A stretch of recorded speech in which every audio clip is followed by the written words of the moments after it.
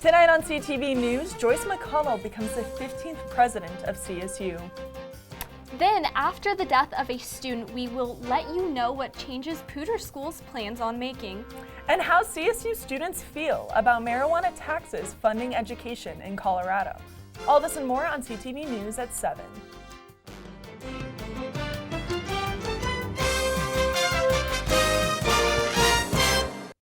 Good evening, Rams. I'm Bella Roberts. And I'm Lauryn Orcutt. You know, Bella, after nearly 4 months on the job, President Joyce McConnell made it official by being inaugurated earlier today. As she walked across the stage at the University Center for the Arts, Chancellor Tony Frank passed over the torch to the now 15th president of CSU. A day when you take your place as the president of an institution literally birthed from the dreams of Abraham Lincoln.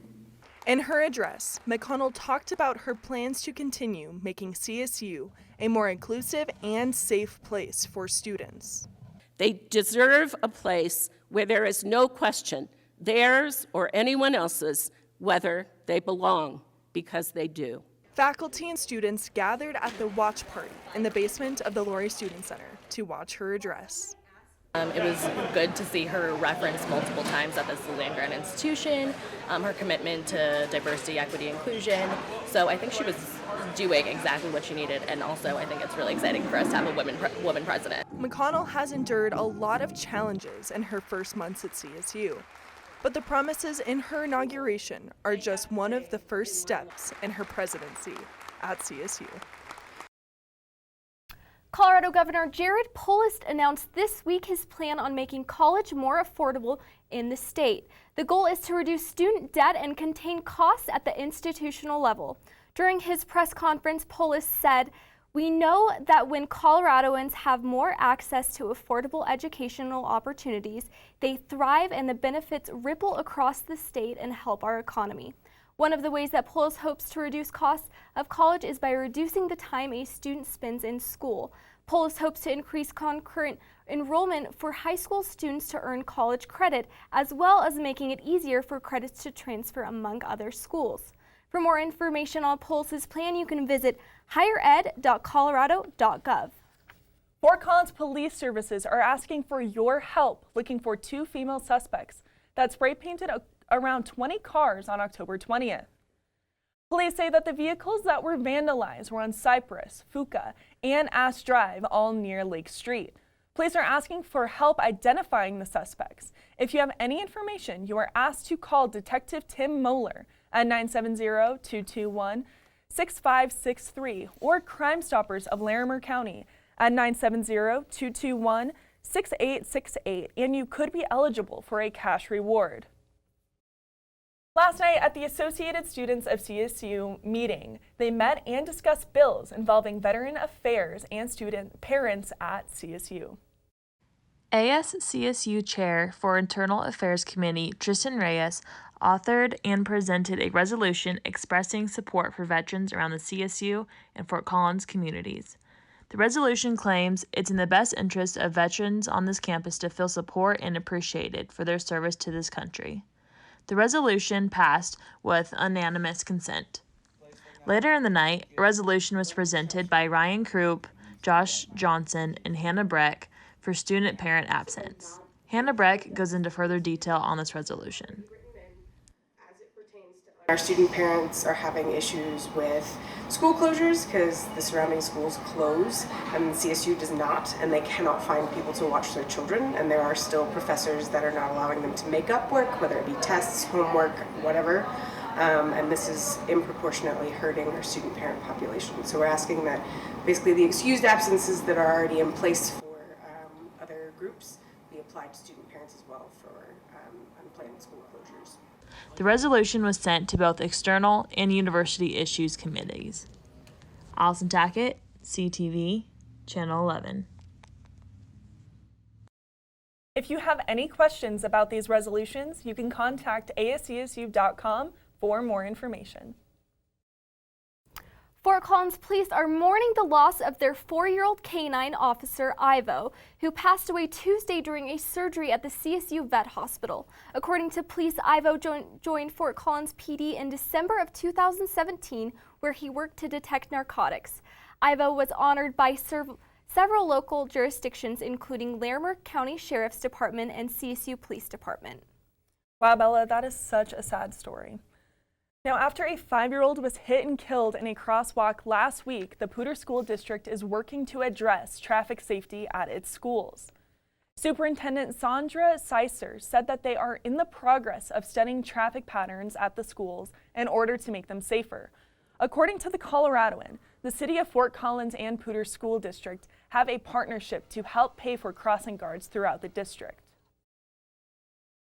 Since the legalization of cannabis in Colorado 5 years ago, there has been a significant increase in the state's marijuana tax revenue that hit the $200 million mark this year. According to MarketWatch.com, the revenue supports health, law enforcement, and education funding in Colorado. So I think although many people might disagree on whether marijuana is good or bad to consume, I think we can all agree that the tax revenue that it's generated here in Colorado has impacted education positively with more funding, as well as more funding for communities at large. I think since marijuana has been legalized in Colorado that a lot of tax revenue has been generated. I know it's a $1 billion industry, and I know that the taxes are definitely beneficial. I think that based on what Colorado's done, I think that other states are going to want to adapt this policy as well. Along with many purchases made in Colorado, recreational and medical marijuana have a 2.9 sales tax applied to each purchase. With marijuana sales, Colorado law also dictates that the first $40 million in revenue be used for public school funding. For more information, you can visit Colorado.gov. Just a few weeks ago at the City Council meeting, many community members gathered together to voice their opinions of the development of the former Hughes Stadium site. Now, a new developer named Goodwin Knight from Colorado Springs has approached the city of Fort Collins with plans to build more housing. One of the proposals is set for 90 apartments and the other for 200 apartments and 65 townhomes. For more information on the proposal, you can visit collegian.com. 3 Weld County Sheriff's deputies were fired after a deputy in training punched a suspect in the back of the head. According to the Weld County Sheriff's Department, the deputy who was fired was Paul Saunders. He was summoned for third-degree assault. 2 other deputies who were with the department for 15 years also were fired or resigned. According to the Coloradoan, the investigation into the incident is still ongoing. Boulder recently made changes that raised the age limit on buying tobacco products from 18 to 21. But have those conversations started in Fort Collins yet? According to a statement from Mayor Wade Troxell to the Collegian, there haven't been many conversations about raising the age limit in Fort Collins just yet.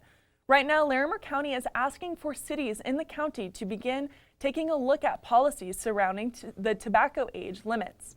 To hear more of what Wade Troxell had to say, and Fort Collins officials, you can visit collegian.com.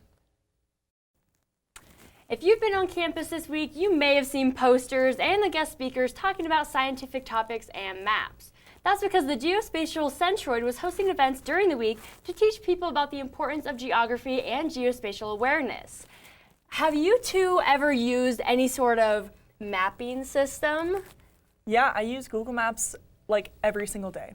Yeah, I use Apple Maps quite a bit when I'm traveling, but even here in town. Yeah, definitely. I mean, I have a very bad sense of direction, so I know that I'm very dependent on Apple Maps, Google Maps, all of those things. Yeah, me too. So I was looking at all these posters around campus, and I was just wondering, what does all of this mean? So I went to one of the events that the Geospatial program was hosting, and I found out what all of this means. You may think that the Ramskeller is just a place to get drinks and food. What you may not know is that this is also the place that hosted a world-changing event. Yesterday, the Geographic Information Systems Group met at the Skeller to participate in a mapathon for GIS Day. The purpose of the mapathon is to create spatial data in bulk for an area in need of spatial data. Usually it's for an area with a humanitarian need. So after a disaster like a flood or an earthquake, a lot of third world areas don't have data. They don't know where the buildings are. They don't know where people are living. So you can go through and with a satellite image and trace where the buildings were. And then the Red Cross or Doctors Without Borders can use our data to figure out where to go and look for people or bring supplies to people. Spatial data affects daily life more than you may have realized. So if we're trying to find a place to eat dinner and we need to know what restaurants are near us, our phones can tell us where we are and what's nearby. It's a useful tool for whether you want to camp or you want to plot out a whole city or a map that you're going to use in the future. Those involved with GIS enjoy it for many different reasons. The fact that you can work with all kinds of data and interact with all kinds of people and places. I love people, I love places, I love data. It applies to really cool humanitarian projects. The biggest takeaway from this event is quite simple. This is pretty straightforward stuff. It's a lot of just clicking and filling in features, so anyone really can do it. GIS is going to save the world. Although the process of GIS seemed really complicated at first, I'm so glad it exists because I use it every day. Don't go anywhere, Rams, just yet, because I will be back after the break to bring you all of the spicy news that's going on in Fort Collins.